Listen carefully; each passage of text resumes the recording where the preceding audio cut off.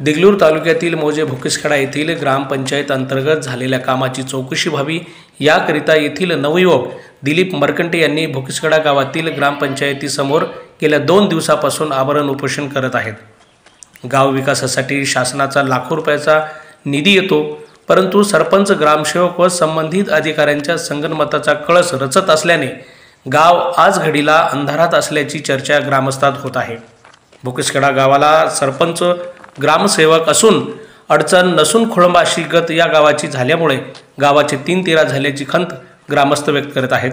Bogus कामाची उच्चस्तरीय चौकशी व्हावी याकरिता दिलीप मरकंटे या नवयुवकाने स्वतःच्या गावात ग्रामपंचायतीसमोर आमरण उपोषणास बसले आहेत।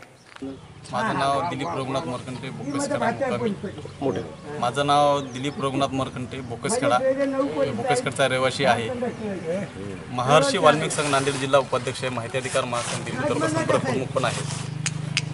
सर, ह्या 8 ते 9 वर्षाच्या कार्यकाळात जे लेणी नदीतून वाळू उपसा चालू आहे, निकृष्ट दर्जाची वाळू आहे आणि त्याच पद्धतीने कामं चालू होतात, इथे कामं करतात त्यांनी निकृष्ट दर्जाच्या वाळूने।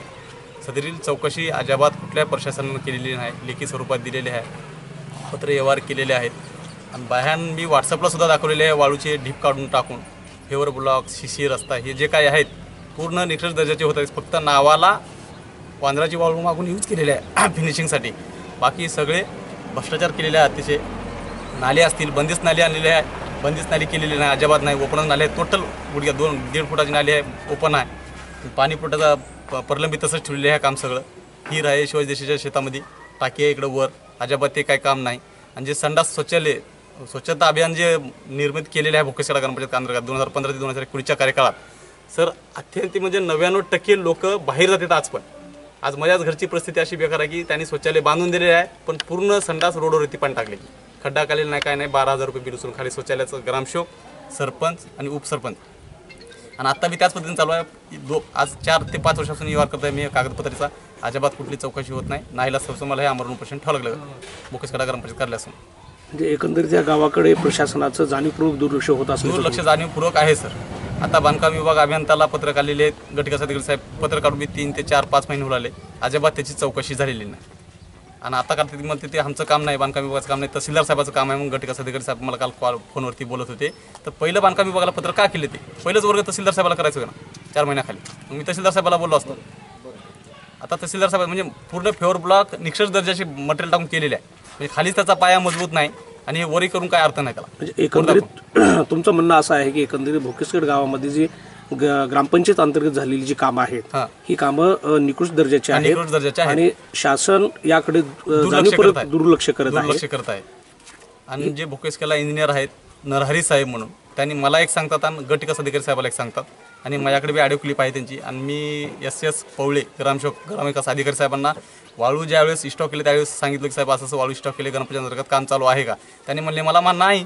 मग 8-10 दिवसानंतर तेच वाळू यूज केले आणि त्याच्यामध्ये एक ग्रामपंचायत सदस्य आहे गोपाळ दिगंबर मरकंटे, त्याच्या घराजवळ बी केले। माझ्याकडे अवेलेबल आत्ता फोटो आहेत, असं काय नाही। ह्याच्यावर 420 गुन्हा दाखल झाला पाहिजे, म्हणजे ही अपेक्षा आहे। ग्रामसेवक तुमच्या गावात येत नाहीत का? ग्रामसेवक येत नाहीत साहेब, बोलिले तर सुद्धा येत नाहीत, कारण मला त्यांना वशी द्यायची होती। इथं बसलेले आज बसलालो इथं मी, म्हणून त्यांना पेपर देऊन मला वशी घ्यायची होती, त्या गैरहजर राहिलेले। रात्री आली संध्याकाळी व्हिडिओ साहेबाचा ऐकून आणि वशी सुद्धा दिलेली नाही, तसंच गेले माझ्याकडे। उद्याला बघू। तुमच्या गावातल्या नागरिकांची काही कामं असतील तर मग ग्रामसेवकाकडे तुम्ही तालुका ठिकाणी जाता? हां, म्हणजे ग्रामसेवक तुमच्या गावी किंवा मुख्यालयी राहत नाही। आणि याबाबत तुम्ही वरिष्ठांकडे तक्रार वगैरे त्यांची केली का? तक्रार काय साहेब, व्हिडिओ साहेबांना माहिती आहे, सरपंच नांदेला तर ते बी माहिती आहे व्हिडिओ साहेब। एकंदरीत BDO साहेब ही या ग्रामसेवकाला पाठीशी घालत आहेत? 100%। माझ्याजवळ अशी पत्र पण आहेत, त्यांच्याकडे 3 वेळेस जाऊन रिक्वेस्ट केली मी व्हिडिओ साहेबाकडे, ते ग्रामसेवकाला सांगितलं मी करतेच जावा, पण लेखी पत्र काढलेले नाही। आणि तब्बल 2019-22 मार्चला महर्षी वाल्मिकी संस्कृत सभागृहासाठी मी जागा मागणी केलेली आहे, तर महाराष्ट्र शासनाच्या ताब्यात तीच जमीन आहे, तर ग्रामपंचायत हे महाराष्ट्र शासनाच्या ताब्यात नाही आहे का? मला हे म्हणायचं आहे। हे आजपर्यंत जिल्हाधिकारी साहेबाला प्रस्ताव केलेत का? असं काय मागणी अजाबात केलेली नाही सर। मी जिल्हाधिकारी साहेबांना परवा पत्र दिलो डिसेंबरमध्ये, तर त्यांनी मला सांगितलं की पत्र झालेलं नाही, म्हणजे ग्रामपंचायतला दुर्लक्ष सगळं चालू आहे। सरपंच असतो नांदेडला मुकामी, उपसरपंच असते लेडीज आहेत ते देगलूरला, इथं कोणी येत नाही, लक्ष घालत नाही।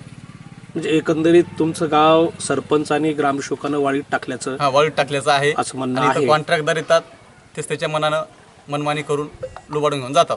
म्हणजे तर ह्या होत असलेल्या कामाच्या भ्रष्टाचारासंदर्भात आपला हा उपोषणाचा कितवा दिवस आहे? आता हे दुसरा दिवस आहे सर. दुसरा दिवस आहे.